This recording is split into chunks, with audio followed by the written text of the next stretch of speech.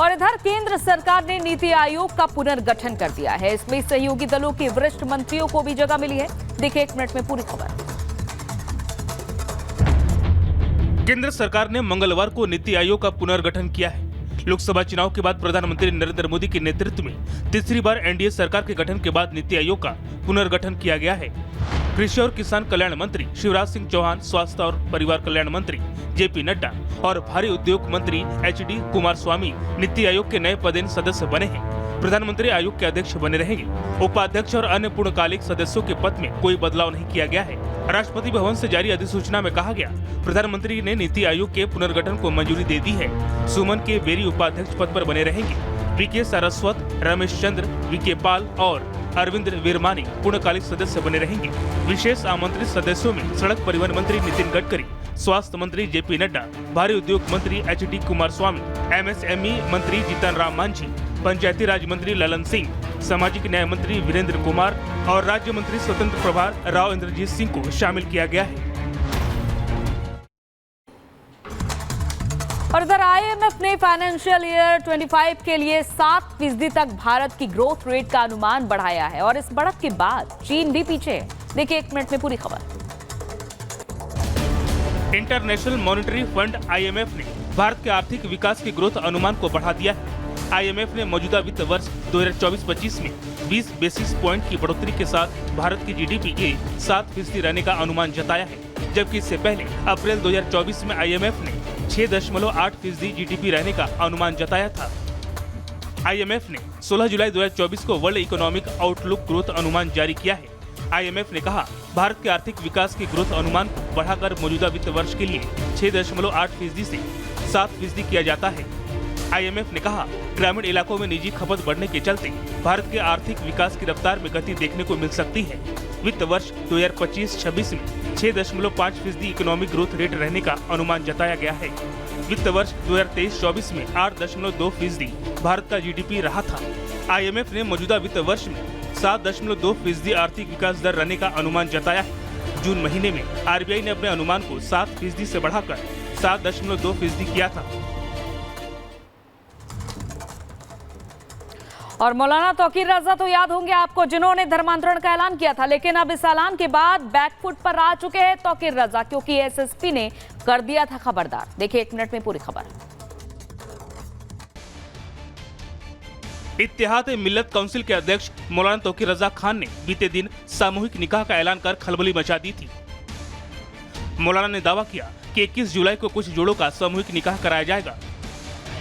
इस पर हिंदू संगठनों में रोष पनप गया। दूसरे दिन एसएसपी ने माहौल बिगड़ने की संभावना को लेकर चेतावनी दी। इसके बाद आयोजकों ने कार्यक्रम को स्थगित कर दिया। मंगलवार को हिंदू संगठनों ने मौलाना के विरुद्ध मोर्चा खोल दिया। पदाधिकारियों ने कहा, खुलेआम हिंदुओं के धर्मांतरण और निकाह का दावा कर मौलाना तौकीर माहौल खराब कर रहे हैं। उनकी गिरफ्तारी की मांग करते हुए प्रदर्शन हुए। डीएम रविंद्र कुमार को ज्ञापन सौंपे गए। दूसरी ओर शासन ने स्थानीय अधिकारियों से पूरे प्रकरण की रिपोर्ट मांगी है। गहमा गहमी के बीच एसएसपी अनुराग आर्य ने बयान जारी किया कि जिले का माहौल खराब करने का प्रयास हुआ तो सख्ती से निपटेंगे। खुफिया टीमें भी जांच कर रही है। शाम को आयोजक बैकफुट पर आए और कार्यक्रम स्थगित कर दिया। Bureau report, Republic Bharat. और अगली खबर रोंगटे खड़े कर देने वाली है, जहां अलीगढ़ थाने में एक महिला ने खुद पर मिट्टी का तेल डालकर आग लगा ली। इसका वीडियो भी वायरल हो रहा है। देखिए 1 मिनट में पूरी report.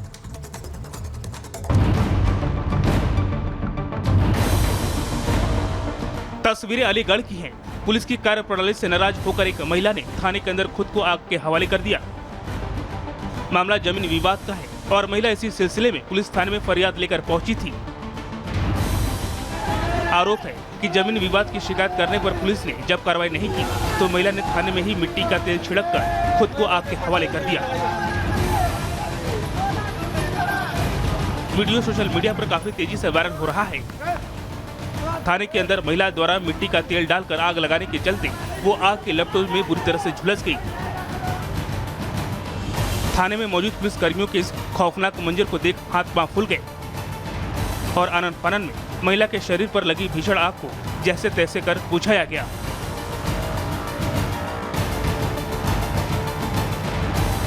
Bureau report, Republic Bharat.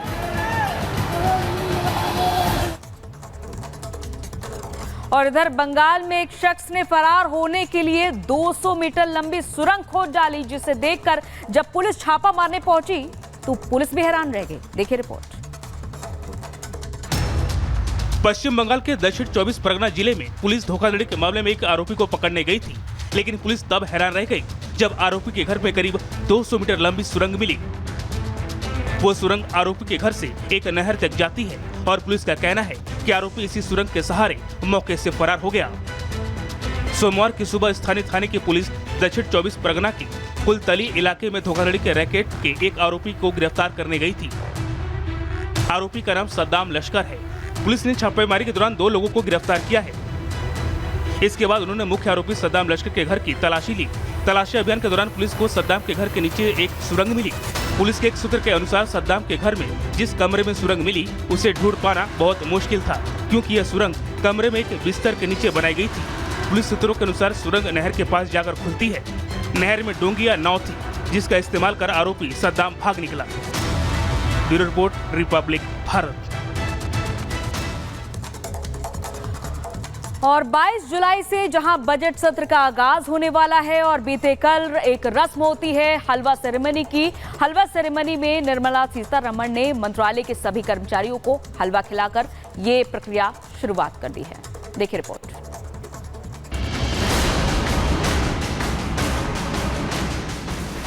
23 जुलाई को मोदी सरकार के तीसरे कार्यकाल का पहला बजट पेश होने वाला है। 22 जुलाई से बजट सत्र की शुरुआत हो रही है। बजट तैयार करने की प्रक्रिया के अंतिम फेज में वित्त मंत्रालय में हलवा सेरेमनी का आयोजन किया गया। वित्त मंत्री निर्मला सीतारमण ने अधिकारियों को हलवा खिलाकर बजट को हरी झंडी दिखाई, जिसके बाद अब बजट दस्तावेजों की छपाई होगी। हलवा तैयार हो गया है, खिला भी दिया गया, लेकिन आम जनता के लिए बजट मीठा होगा या नहीं, ये 23 जुलाई को ही पता चलेगा। बजट से आम जनता को काफी उम्मीदें हैं। हालांकि राष्ट्रपति द्रौपदी मुर्मू पहले ही संकेत दे चुकी हैं कि ये बजट कई ऐतिहासिक कदमों वाला होगा। राष्ट्रपति ने आगामी बजट को विकसित भारत का रोड मैप बताया था। बजट में कई बड़े आर्थिक और सामाजिक फैसलों का भी संकेत दिया था। आपको बता दें, सरकार का फोकस महिलाओं, किसानों, युवाओं पर ज्यादा होगा। केंद्रीय बजट में किसानों को बड़ा तोहफा मिल सकता है। केंद्र देश भर के किसानों के लिए MSP, सब्सिडी समेत कई लाभकारी योजनाओं का ऐलान कर सकती है। वहीं कृषि उत्पादों पर GST की दरें कम करने का फैसला भी लिया जा सकता है। किसान सम्मान निधि की किस्त को भी बढ़ाया जा सकता है। सरकार एग्री एक्सपोर्ट भी बढ़ाना चाहती है। ऐसे में आगामी बजट पर इसका असर साफ दिखाई देगा। वहीं पेपर लीक, रोजगार, अग्निवीर जैसे मुद्दों के बीच घिरी NDA सरकार की चुनौती बड़ी है। संसद में राष्ट्रपति के अभिभाषण का जवाब देते हुए PM ने कहा था कि विकसित भारत बनाने के लिए नए रोजगार और स्वरोजगार के अवसर पैदा करने होंगे। ऐसे में सरकार स्किल डेवलपमेंट और रोजगार पैदा करने वाले क्षेत्रों का बजट बढ़ा सकती है।